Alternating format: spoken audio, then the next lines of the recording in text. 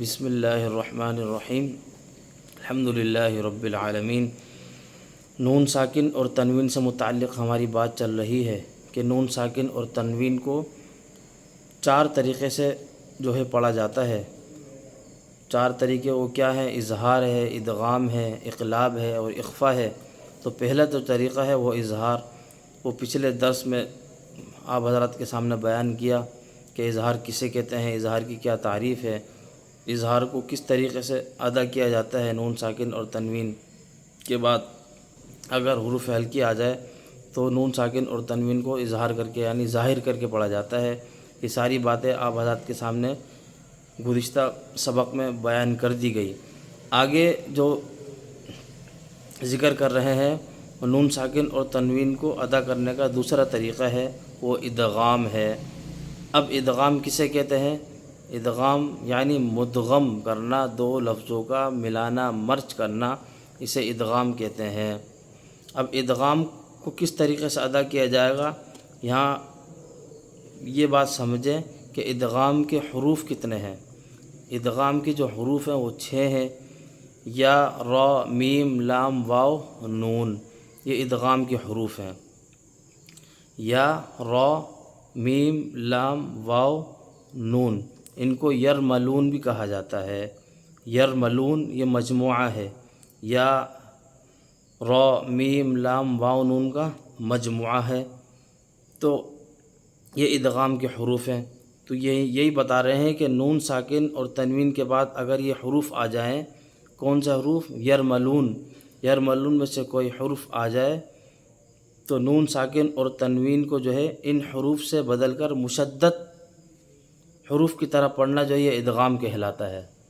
مشدد حروف کی طرح پڑھنا ان کو، یعنی مشدد کو جس طریقے سے ہم ادا کرتے تھے، یعنی ایک حرف کو 2 مرتبہ پڑھتے تھے، ایک حرف کو جو ہے 2 حرف کی طرح پڑھا جاتا تھا مشدد میں نا، یعنی جس حرف کے اوپر تشدید ہو اس حرف کو ملاتے تھے ہم پچھلے والے حرف سے، پچھلے والے حرف سے پہلے اس حرف سے ملاتے تھے جس حرف کے اوپر تشدید ہو، پچھلے والے حرف سے ملا کر اس کو مدغم کر دیتے تھے۔ تو یہی بتا رہے ہیں کہ نون ساکن اور تنوین کو جو ہے یرملون میں سے کوئی حرف آ جائے تو نون ساکن اور تنوین کو ان حروف سے بدل کر مشدد حروف کی طرح پڑھنا ادغام کہلاتا ہے۔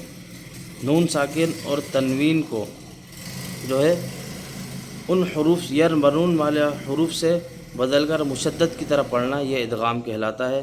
مثال سے آپ کو بات سمجھ آئے گی،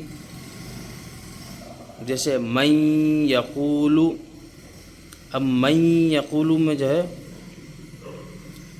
میم کے بعد جو ہے نون آ رہا ہے، من یقولو میں میم کے بعد نون آ رہا ہے اور نون جو ہے ساکن ہے، اور اس کے بعد جو ہے حروف یا ہے، اور یا یرملون میں سے، یا جو ہے یرملون میں سے ایک حرف ہے۔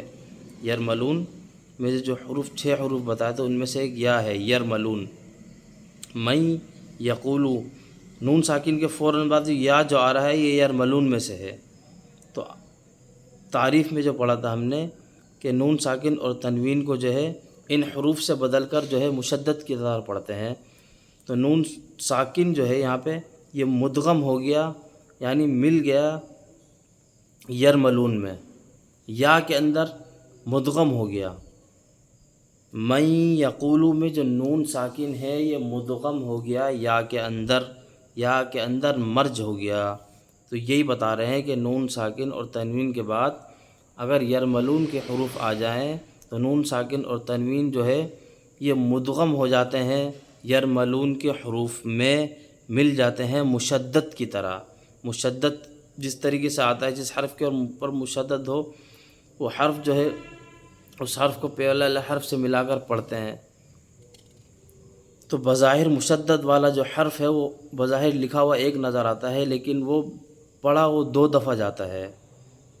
تو یہاں یہی بتا رہے ہیں کہ من یقولو میں جو نون ساکن ہے یہ یا کے اندر مدغم ہو گیا۔ آگے عذاب یخزی، اب یہ تنوین کی مثال دے رہے ہیں۔ تو تنوین جو ہے یرملون میں سے کوئی ایک حرف جو یا آ رہی ہے اس میں مدغم ہو گئی، تنوین جو ہے یرملون کے حروف میں جو یا آ رہی ہے یا کے اندر مدغم ہو گئی، مل گئی، مرج ہو گئی، تو اسی کا نام ادغام ہے۔ اب یہاں پہ جو ہے ادغام یا تو بلا غنہ ہوگا یا مع الغنہ ہوگا۔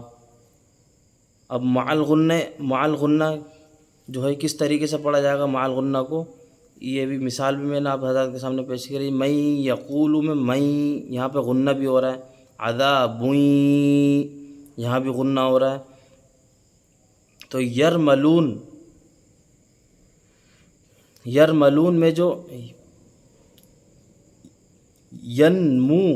ینمو والے جو حروف ہیں ان میں جو ہے ادغام مع الغنہ ہوگا، یا نون میم واو، یا نون میم واو۔ یہ جو ینمو جو حروف ہیں یرملون میں سے جو یا نون میم واو یہ جو حروف ہیں ان میں جو ہے ادغام جو ہے غنے کے ساتھ ہوگا، اور اس کے علاوہ جو لام اور را جو یرملون میں سے جو نکل گئے، لام اور را میں جو ادغام تو ہوگا لیکن غنے کے ساتھ نہیں ہوگا۔ یہاں اس کی وضاحت بھی الگ سے کی کہ ادغام دو طریقے سے ادا ہوگا، غنے کے ساتھ اور بغیر غنے کے ساتھ۔ غنے کے ساتھ جو ادا ہوگا وہ حروف کون سے ہیں؟ وہ ینمو کے حروف ہیں۔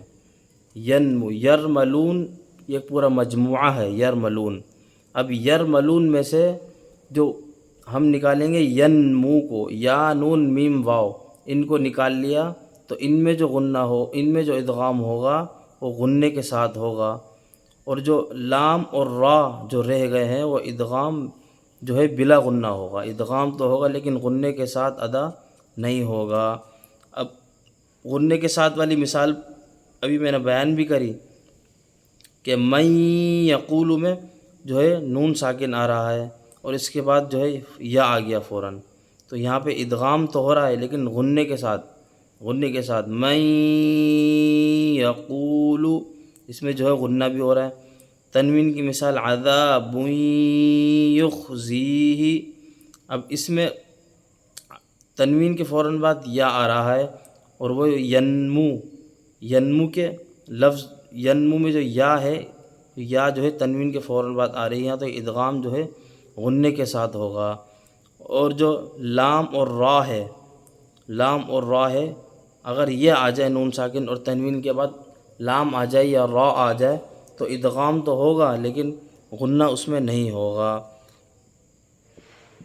لام کی مثال کیا ہے؟ من لدنہ، اب نون ساکن کے بعد لام آ رہا ہے تو نون جو ہے لام میں مل رہا ہے، مدغم ہو رہا ہے لیکن غنے کے ساتھ نہیں، بلا غنہ ہو رہا ہے، اس میں غنہ نہیں ہو رہا، جیسے من لدنہ اس میں آواز چھپ نہیں رہی، غنہ نہیں ہو رہا۔